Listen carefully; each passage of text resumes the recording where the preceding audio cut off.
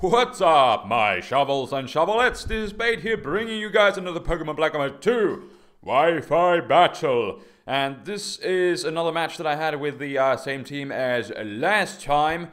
I was trying out Meloetta and friends, and I was just looking for battles on Smogon. And this was actually the first match that I had with the team. And gotta say, I really got a chance to try out that Meloetta, and you will see what I'm talking about. There were actually, well, kind of some fun happenings going on with the good old random number generator. But anyways, we got a team preview here, and I just decided to leave with Meloetta because I basically saw nothing that could one-shot it, and I just basically wanted to try it out. So I just decided to go with Meloetta. In hindsight, probably should have led with Heatran. I was kind of thinking about it because his possible Stealth Rock leads, or pokes that have Stealth Rocks and could possibly lead, are Jirachi, Celebi, and Mamoswine, and Heatran with the balloon would do fine against them all, but whatever, hindsight's 2020, and anyways, this Meloetta didn't do bad at all as a lead, so no regrets.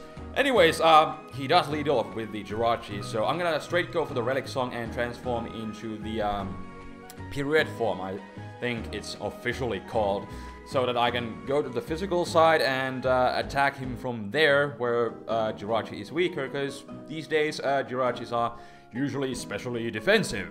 So close combat looks to be a solid 2-hit KO, and he's gonna go for the Body Slam. Doesn't do that much even after the friggin' defense drop that I have, but I think on the Pirouette form, Meloetta does have a bit higher defense than the Psychic type Aria form. So I guess that kind of explains a non-stab weak move. But anyways, he's gonna send out his Gyarados with the Intimidate. But still, after stab and with his resistance and the freaking Intimidate, I'm able to do like 25% to what seems to be some sort of bulky Gyarados. So I was really happy with the damage. And here, since he does have the Intimidate, I'm gonna attack him from the special side, and you know, who knows, maybe get the sleep, because that's what Relic Song can do. It has a 20% chance with the Serene Grace ability.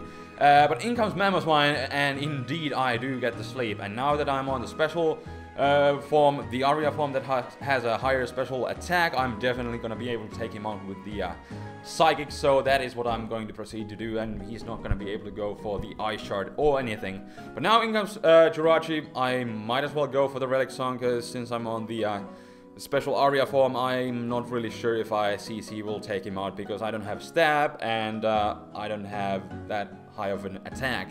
So I go for the Relic Song, and I put this Jirachi to sleep, which is amazing. And here I decided to go for the Shadow Claw.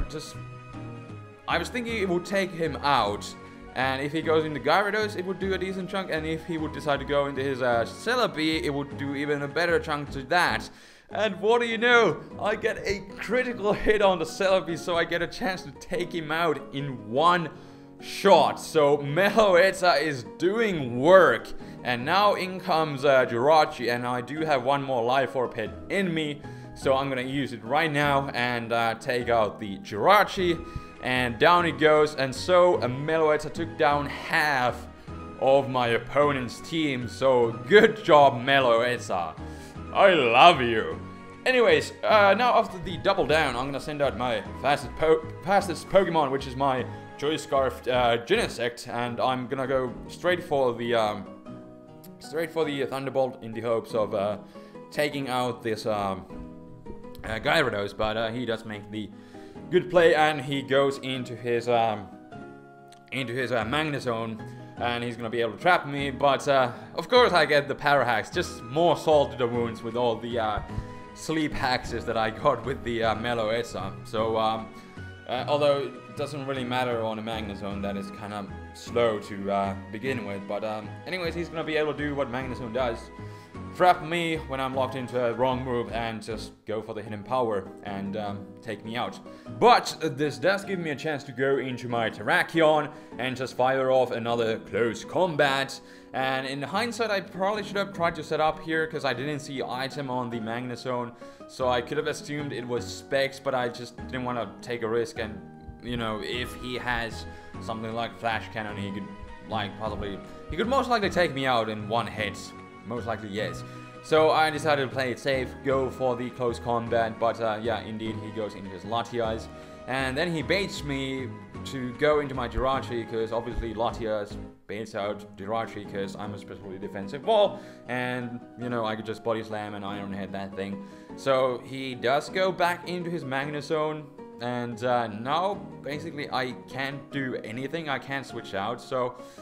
I basically have to Iron Head flinch him, and I decided to set up my late game rocks, mainly because he does have the Gyarados, and it's gonna do a 25%, and Stealth Rocks actually do come into play later on, kinda, you will see. So, mainly because of that 25%, which is a lot, you know, on a flying type. But I'm gonna speed this part up, because I'm basically Iron Head flinching him, because I can't do anything, because I'm locked in. So, he does manage to squeeze off a couple Thunderbolts. I would say specs, but I'm not really completely sure. It does do like it's like a 3-hit KO. It does like about 45%, I want to say, in those T-Bolts. But I really can't be sure. But I'm still kind of thinking specs, because it did a lot. But anyways, now he goes into his Gyarados. And just like in battle number 21, I think, I'm scared of the substitutes, so I'm gonna send out Breloom right here, and what do you know, he does set up a sub, but Breloom has yet to find someone who can outsmart a Bullet Seed. So the first one is going to take out the sub, break that poor ragdoll, and the second one is going to leave the red Gyarados lying in his own color of blood and take him out in 2 hits. And now his last Pokemon is the also red-colored Latias, and he's going to set up the Calm Mind, and that is basically his only last chance. He needs to make some sort of Calm comeback here, but the first Bullet Seed is a critical hit. Second one does a good chunk, and third one will take him out, and that will be the game. 252 EVs in attack, and only Jolly Nature. That is the power of Breloom. One does not simply take a Bullet Seed, but that will indeed be the game. So thank you for watching, and until next time, and tomorrow we got some Poke MMO going on again, so stay tuned for that, and more stuff to come in the future, and I'm hoping to get my computer back. It still hasn't come back, but we'll see when, hopefully soon. And until next time, this is TheFlamingSpade, signing out. Peace.